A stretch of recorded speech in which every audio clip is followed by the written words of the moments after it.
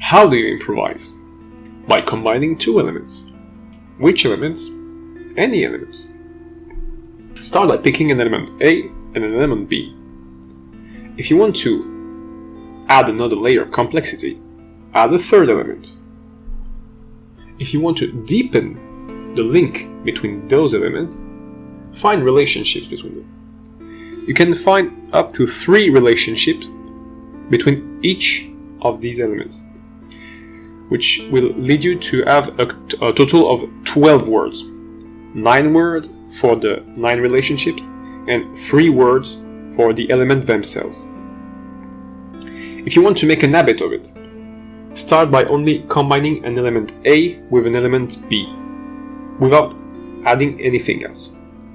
Think about all the relationships you can find between these two elements, and then only retain 3 of them.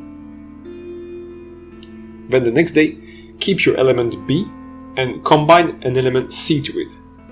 Same as the first day, find 3 relationships. And on the third day, keep your element C and A and find 3 relationships between them. This will help you to build up an easy habit for improvisation.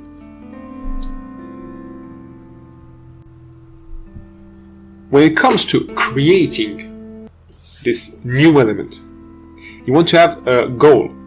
You want to have a target emotion. What's the emotion you're targeting? If you're doing comedy, you'll want to create something funny. This will be your main intent. But there are multiple types of funny, as comedy can be combined with multiple other genres. You can combine funny with deep to get a more nuanced result. Or you can combine funny with shocking to get a more cartoonish result.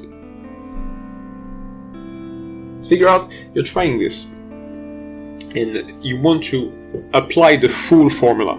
So combining 3 elements, not just 2. You can combine funny and deep to establish the expectation of the public, and then add the shocking element to create a rupture. So in a sense, you create a familiar and maybe comforting scene by combining a funny element with a deep element. You let it rise for maybe 20 seconds, and then you break the expectation you've established by adding a shocking element. It's just a matter of balance and rhythm.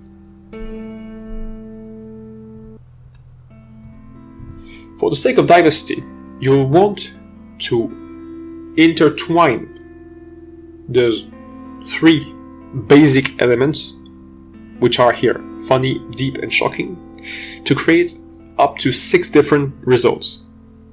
And then you want to alternate those 6 different results by aligning them and creating a chain of emotions. So as you target pure comedy, for example, you can combine a funny element and another funny element, which is funny, and that's all. Or you want maybe to go more for some comedy/drama, and you combine a funny and a deep element. If it's not your story, and you started a story type which combines drama and action, you may want to start your introduction scene, for example, by combining a deep and a shocking element. Same goes for action and horror, or drama and horror. You take a deep element, for example, you take a deep scenery, image of the sea, for example, or of a mountain, any kind of very large and colorful landscape with nuanced colors, and you add a shocking element. Maybe a red lightning, or a blaze, or an inferno. Now, if you're trying to do action comedy, or maybe horror comedy, you'll want to combine shocking and funny to get the most of your genre. Scene by scene, you want to re-establish your intent. Because if your whole story is, let's say, action plus comedy, you may want to add some element of drama at some point. So you get to the combination deep plus shocking.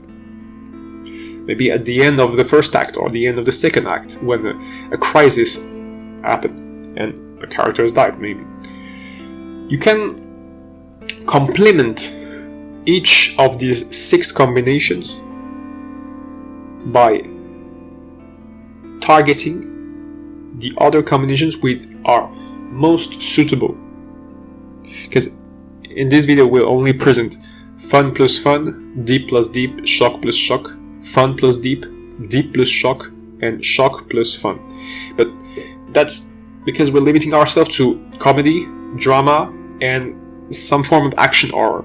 But if you want to do pure drama, if you want to do pure horror, there are other kind of intent you'll want to develop.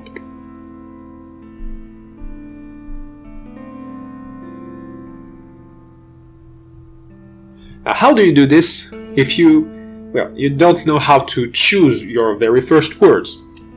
Well, just take a random noun generator. Not a random word generator, a random nouns generator. It will make things really easier. Parameter generator in the following manner. Choose 3 words, so that the generator will generate the 3 words simultaneously. And pick words with only 2 syllables. You can sometimes parameter it into the software, but if not, just pick word with 2 syllables. It will be more. It will be far easier. And finally, pick words that you can draw easily. By easily, I mean literally. If the word is fish, you can draw fish. But for something like passion, which is a concept, it will be much more difficult to draw it. You can draw a passionate person. You can draw a satisfied face. You can draw expressions. You can draw a gesture to express passion. But you can't really draw the concept of passion without going through something like an allegory or an icon. So you'll prefer in the beginning to draw literal words. If you get peach, you draw a peach. It's easy. How do you implement that? Just as suggested, went through random noun generators. Clicked, and here are the 3 words: passion, fishing, and classroom. How do you create relationships between passion and fishing? For example, here, if you want to combine, let's say, passion and fishing, you want to establish a really simple relationship. If you like something, if you really love something, you want to share it. I mean, it's quite an easy link to establish. If you like something, you'll want maybe to transmit it, which is kind of the same, but more intense. You don't really need to have very varied relationships. Because here, when you establish relationships, what matters is not really diversity. You're not trying to be original here. You're trying to be precise. You're trying to refine the link between the 2 words. And, well, you want to live from it.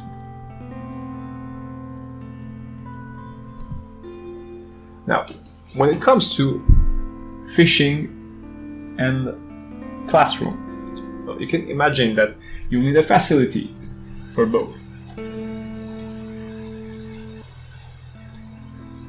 You need maybe some form of accommodations because it's a full-time job. By that I mean you can sleep on your workplace. And finally, you want some space and some mobility. So that's the relationship between fishing and classroom. For passion and classroom, just one word. It will simplify everything. And for the two other words, I'll just link you to the picture drawn just under it. The main word will be, well, this one. Now, how do you represent it? Well, if you want to learn about fishing, you want a classroom that puts you very close to the fish. So now, how do you design the classroom boat? You want to have a part, maybe a upper deck, which is where the students sleep and eat. Maybe a lower deck, which serves as a storage. Now, when it comes to refining your idea, you can add more words here, or you can try to substitute the word you already have. Let's say we take the relationship between passion and fishing. Well, the word which is the vaguest word here is live. So if we try to replace live,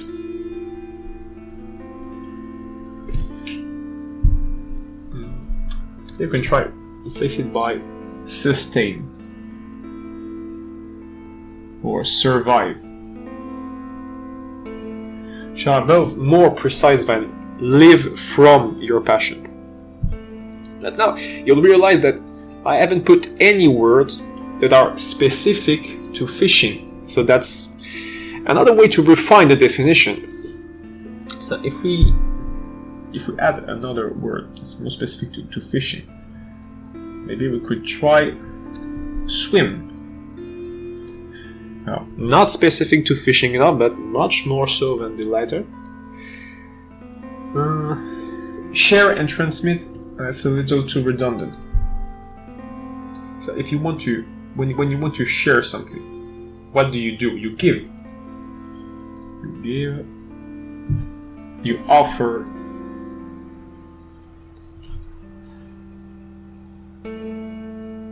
Yeah, you'll realize that most words that help you establish relationships are verbs, but they don't have to be. They can be verbs. Well, that's a fairly good example.